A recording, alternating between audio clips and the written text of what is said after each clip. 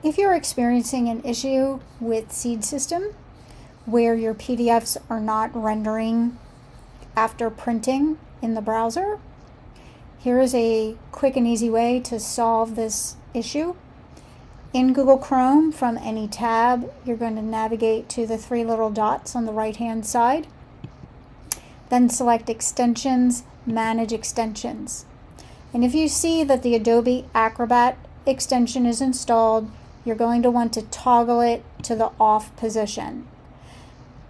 Additionally, if you rarely or infrequently use Adobe Acrobat to edit or sign PDFs, you can safely select Remove if you no longer need to perform those operations. Once you've completed that, you're going to want to quit Chrome and restart it, logging into Seed Systems, and that should solve your problem.